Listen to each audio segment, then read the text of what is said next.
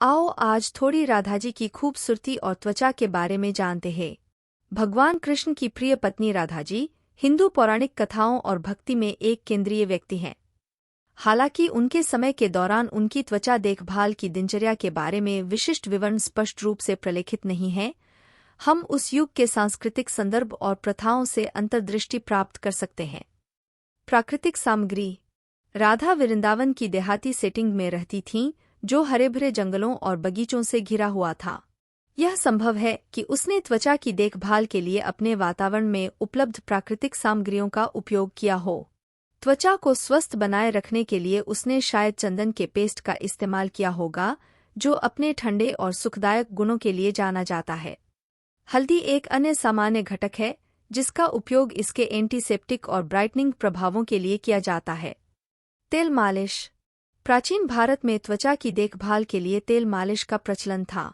राधा ने अपनी त्वचा को पोषण देने के लिए तिल के तेल या अन्य हर्बल तेलों का उपयोग किया होगा। तेलों से मालिश करने से रक्त परिसंचरण में सुधार होता है, त्वचा कोमल रहती है और शुष्कता से बचाव होता है। स्नान अनुष्ठान। राधा ने संभवतः पारंपरिक स्नान अनुष्ठानों का पालन किया। यमुना नदी या तालाबों जैसे प्राकृतिक जल निकायों में स्नान को शुद्धिकरण माना जाता था। वह नहाने के दौरान हल्के एक्सफोलिएंट के रूप में दूध या दही में बेसन मिलाकर इस्तेमाल करती होगी। आयुर्वेदिक पद्धतियाँ। आयुर्वेद, प्राचीन भारतीय चिकित्सा प्रणाली, समग्र कल्याण पर जोर देती है। राधा ने आयुर्वेदिक सिद्धांतों का पालन किया होगा। ताज़े फल, विशेष रूप से विटामिन सी से भरपूर फलों का सेवन उनकी चमकदार त्वचा में योगदान देता। आंतरिक चमक। राधा की सुंदरता सिर्फ बाहरी नहीं थी, यह कृष्ण के प्रति उनकी आंतरिक भक्ति और प्रेम की अभिव्यक्ति थी। उनकी अटूट भक्ति और मन की आनंदमय स्थिति ने संभवतः उनके चमकदार रंग में योगदान दिया।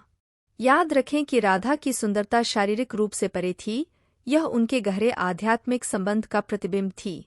हालांकि हम उसकी सटीक त्वचा देखभाल दिनचर्या को दोहरा नहीं सकते हैं, हम प्राकृतिक अवयवों और स्वदेखभाल प्रथाओं के कालातीत ज्ञान की सराहना कर सकते हैं। ऐसे ही और वीडियो के लिए सब्सक्राइब करें और शेयर करें, और हाँ, लाइक करना ना भूलें। धन्यवाद।